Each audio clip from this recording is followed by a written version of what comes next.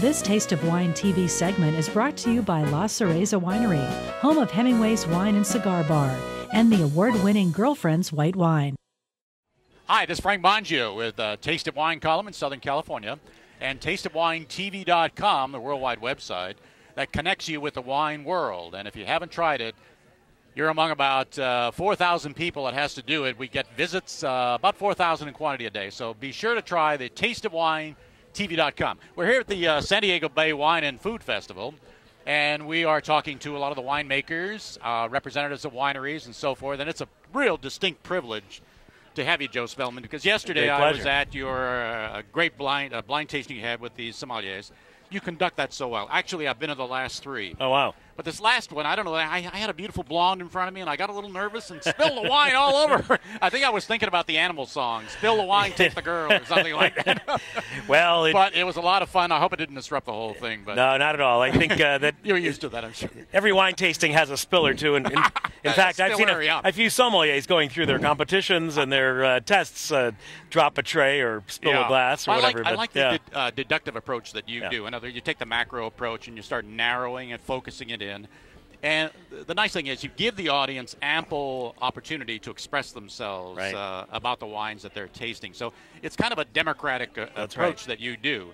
Now tell me how was that selection made, those top 6 wines that you had? What goes through your mind in the selection process? Well, we wanted it to be an educational opportunity. So we showed wines that in pairs as 3 different varieties in different expressions, one from the Old World, one from the New World. And we thought typically these wines give us character that we can identify, and that's what we try to teach in the Quartermaster Sommelier's tasting program.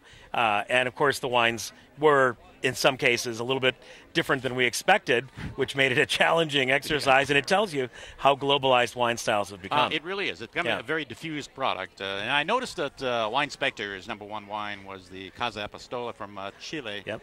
Which they revealed, I think, yesterday.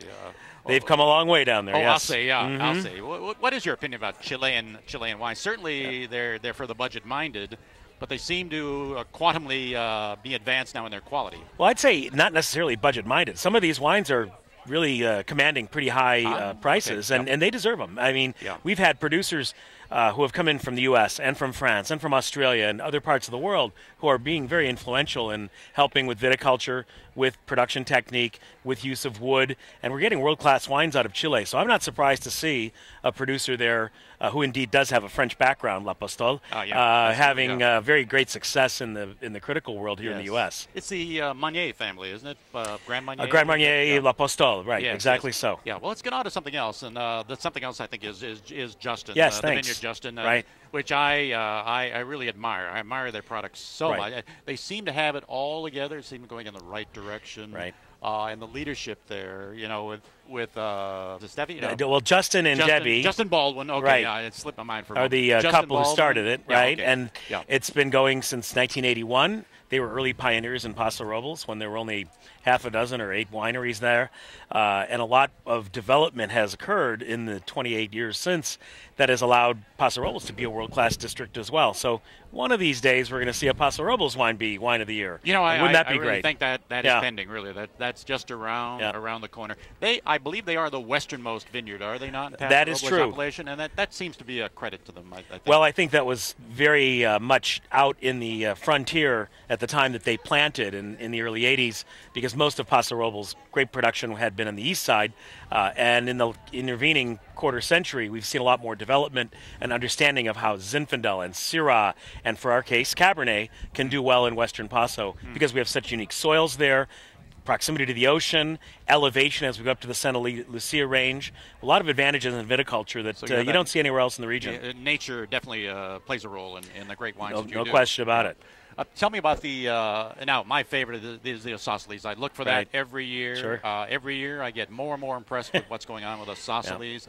What are the dynamics that go into making that isosceles? Well, it's driven by estate fruit, of course, which makes a big difference because where we grow the grapes makes all the difference in the quality and the concentration level.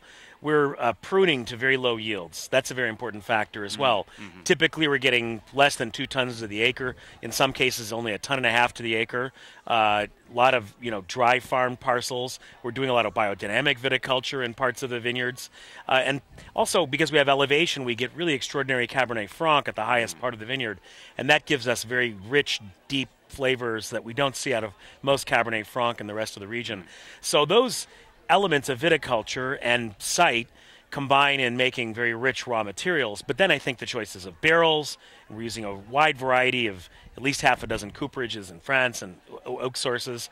We're doing a lot more selective barreling down before we even hit the blending portion. And then once we go into barrel, it's all new barrels. And I think the richness of the grapes, the age of the vineyard, and again, the care that has gone into nurturing the vineyard through the season come together in those 18 months of barrel aging. Are the varietals consistent every year? Just the ratios change, maybe due to the vintage or That's some right. natural elements? That's right. It's always driven by Cabernet Sauvignon, but it can range anywhere from, say, 70% to up to almost 95% in recent years. Okay. The most recent vintage, 2005, we had 78% Cabernet Sauvignon and 15% Cabernet Franc with 7% Merlot.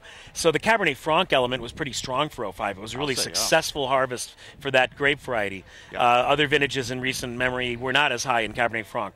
But typically in isosceles, we're only going to use those 3 varieties. I got it, yeah. Joe, congratulations on another so much. Great year here at the San Diego Wine and Food Fest. Come back again next year. Look forward to it. We'll do. You made our day. Thank you. Thanks Frank. so much for stopping by the booth. My pleasure. This is Frank Bongio for Taste of Wine and TasteOfWineTV.com at the San Diego Bay Wine and Food Festival, 5th Annual.